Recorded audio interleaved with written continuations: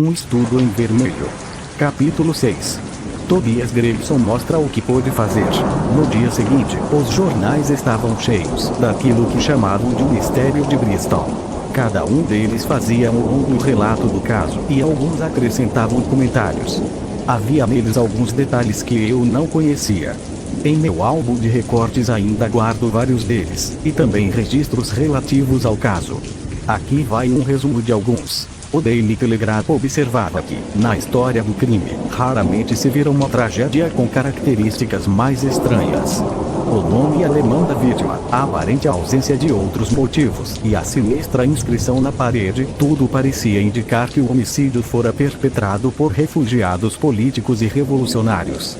Os socialistas tinham várias ramificações na América e, sem dúvida, o morto infringira as suas leis não escritas, e fora então rastreado por eles.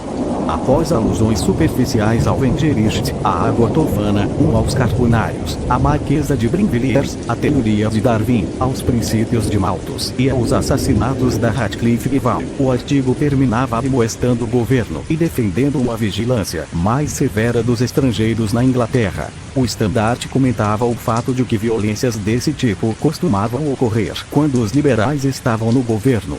Eram resultado da inquietação popular e do consequente enfraquecimento da autoridade em geral. O morto era um cidadão americano que estava na metrópole havia algumas semanas. Hospedara-se na pensão de Madame Charpentier, na Torquay Terrace, em Camberwell. Em suas viagens, era acompanhado por Joseph Stangerson, seu secretário particular. Os dois haviam se despedido da dona da pensão na terça-feira, dia 4 deste mês, partindo para Euston Station, onde tomariam o expresso de Liverpool. Depois disso, tinham sido vistos na plataforma da estação. Nada mais se soubera deles, até que o corpo do Sr. Leber foi encontrado em uma casa vazia da Bristol Road, a muitos quilômetros de distância de Euston. Como chegar até lá, ou de que maneira encontrara seu trágico destino, eram circunstâncias ainda envoltas em mistério. Nada se sabia ainda sobre o paradeiro de Stangerson. Foi com prazer que soubemos, continuava o jornal, que os senhores Lestrade e Gregson, da Scotland Yard, estão encarregados das investigações. Antecipadamente, estamos certos de que policiais tão competentes resolverão prontamente o caso. O Daily News observava que, sem dúvida, tratava-se de um crime político. O despotismo dos governos continentais e o ódio que votavam ao liberalismo tinham feito com que se refugiasse na Inglaterra um grande número de homens que poderiam se tornar excelentes cidadãos, se não estivessem amargurados pelas lembranças dos sofrimentos vívidos. Entre esses homens, vigorava um rígido código de honra, e qualquer infração ao mesmo era punida com a morte. Era preciso fazer todos os esforços para encontrar Stangerson, o secretário, a fim de que ele confirmasse detalhes sobre os hábitos da vítima. Já fora dado um grande passo com a descoberta do endereço da casa onde ele se hospedara, isso devido inteiramente à sagacidade e à determinação do Sr. Gregson, da Scotland Yard. Eu e Sherlock Holmes lemos essas notícias durante o breakfast e ele pareceu divertir-se bastante com o que lia. Como eu lhe disse, Lestrade e Gregson é que ficariam com os méritos, houvesse o que houvesse. Isso depende de como tudo terminará. Oh, meu amigo, que diferença faz? Se o homem for agarrado, será graças aos esforços desses dois. Se escapar, será apesar de seus esforços. É cara, eu ganho, e coroa, você perde. O que quer que eles façam, sempre terão admiradores. Um soft trove toujou um soft que lá mire dois. O que significa isto? Exclamei, porque naquele instante chegou até nós o ruído confuso de muitos passos no corredor e na escada, em meio a expressões de desagrado por parte de Nossa Senhoria. É a divisão da Baker Street da Força Policial dos Detetives, disse meu companheiro com seriedade. Mal ele acabara de falar, irrompeu em nossa sala uma meia dúzia dos moleques, mais sujos e andrajosos que já vi na vida. Atenção! Gritou Holmes em voz de comando. Os 6 garotos esfarrapados perfilaram-se como várias estatuetas grotescas. Daqui por diante, disse Holmes, vocês mandarão apenas vigies trazer notícias, enquanto o resto ficará esperando na rua. E então, vigies, descobriram? Não, senhor, disse um dos garotos. Era mais ou menos o que eu esperava. Continuem trabalhando até descobrir. Aqui está o pagamento, disse meu companheiro, entregando um cheirinho a cada um deles. Podem ir agora e, da próxima vez, tragam melhores informações. Fez um gesto com a mão e eles desceram correndo pela escada como ratos. Logo depois, ouvimos suas vozes agudas soando já na rua. Um só desses pequenos mendigos rende mais que uma dúzia de agentes da força, observou Holmes. A simples presença de alguém que pode ser um policial é suficiente para selar os lábios de muita gente, mas essa garotada tem trânsito livre e ouve tudo.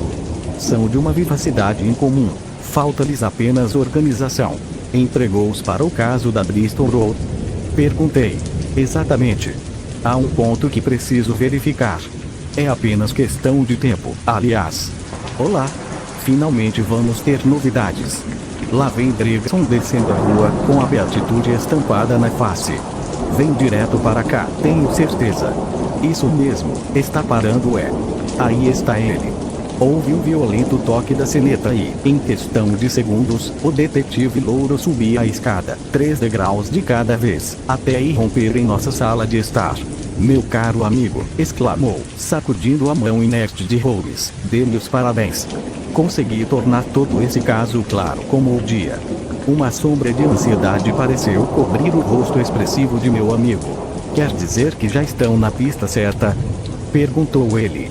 Na pista certa? Como, se já temos o homem atrás das grades? Quem é ele? Arthur Charpentier, subtenente da Marinha de Sua Majestade. Exclamou Gregson pomposamente, esfregando as mãos gordas e estufando o peito. Sherlock Holmes deu um suspiro de alívio e relaxou, sorridente. Sente-se e aceite um destes charutos, convidou. Estamos ansiosos para saber como se saiu. Que tal um whisky? Não me faria mal nenhum, respondeu o detetive. Os tremendos esforços nestes 2 últimos dias me deixaram exausto. Não foi tanto esforço físico, compreenda, mas atenção mental. Sabe bem o que isto significa, Sr. Sherlock Holmes, já que nós 2 trabalhamos com o cérebro. Suas palavras muito me honram, disse Sherlock Holmes gravemente.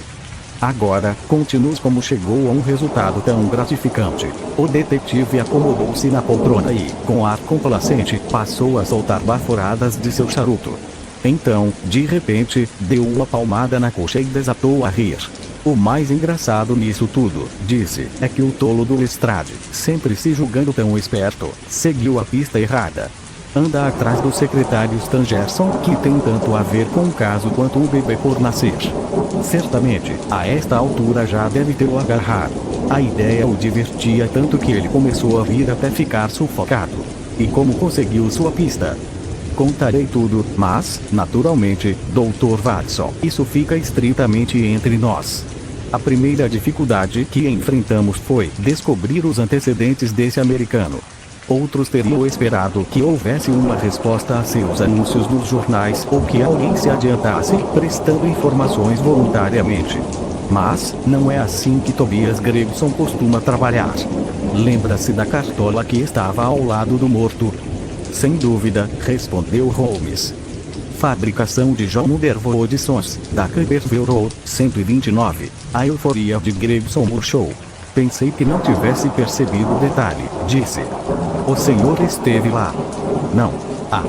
Exclamou Gregson, aliviado. Pois nunca deveria deixar passar uma oportunidade, por menor que seja. Nada é pequeno para um grande cérebro, observou Holmes, em tom sentencioso. Muito bem, procurei um Underwood e perguntei-lhe se vendera uma cartola daquele tamanho e com aquelas características. Ele examinou seus livros e imediatamente encontrou o registro. A cartola fora vendida a um certo senhor Kleber, que morava na pensão Charpentier, em Torquay Terrace.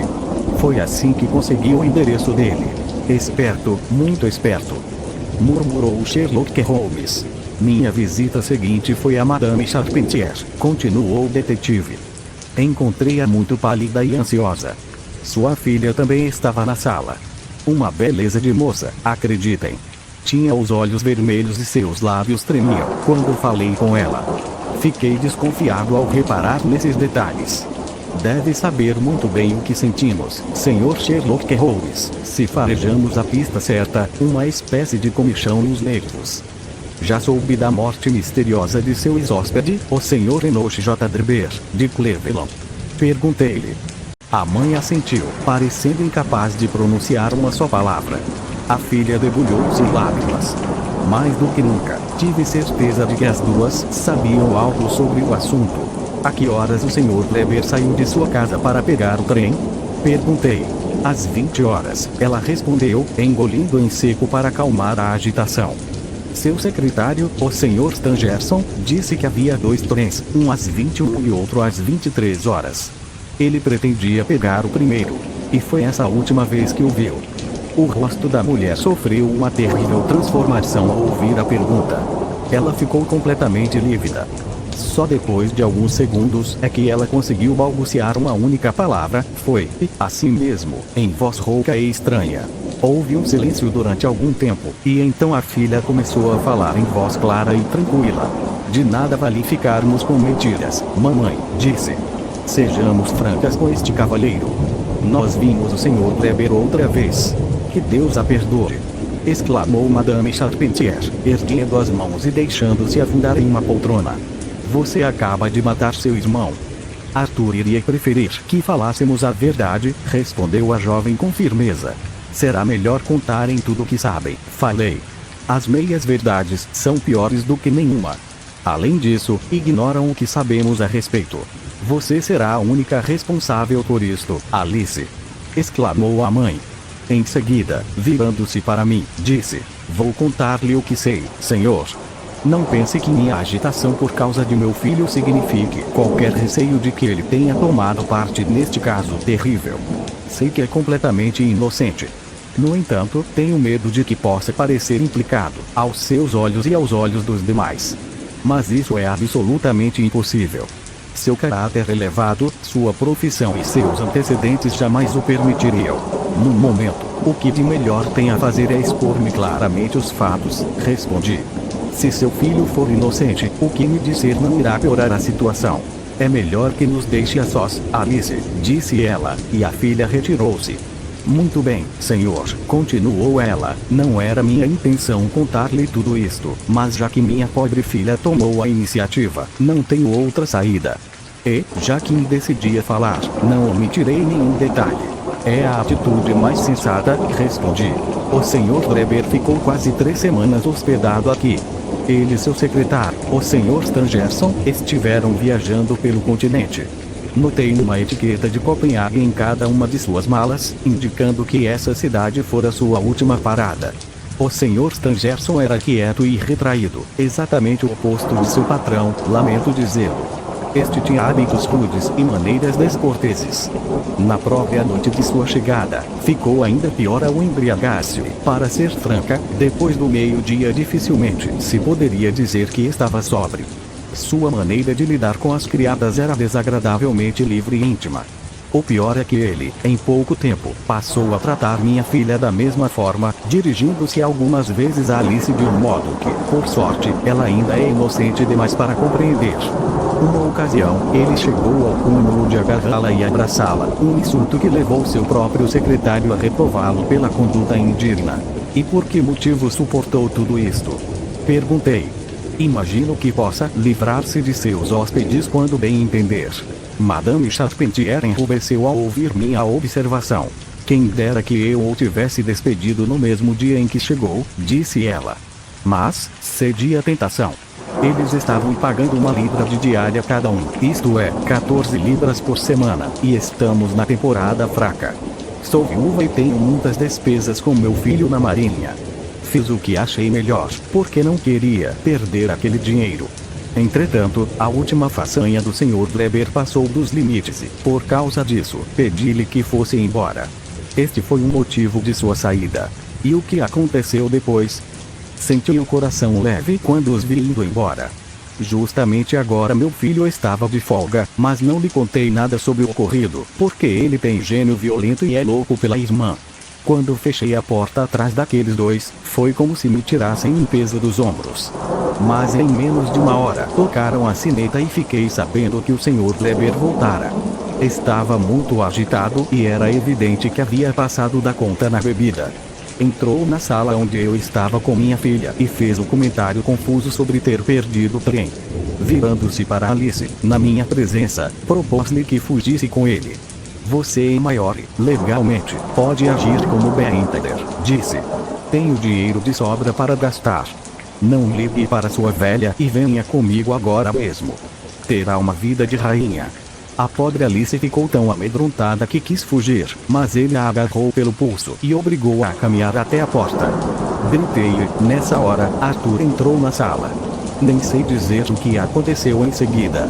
Ouvi xingamentos e o ruído confuso de uma briga. Estava aterrorizada demais para erguer a cabeça. Quando olhei, vi Arthur rindo junto à porta, segurando uma bengala. Não creio que o distinto cavalheiro volte a importunar-nos, disse ele. Vou segui-lo para ver o que pretende com estas palavras. Ele apanhou seu chapéu e saiu para a rua.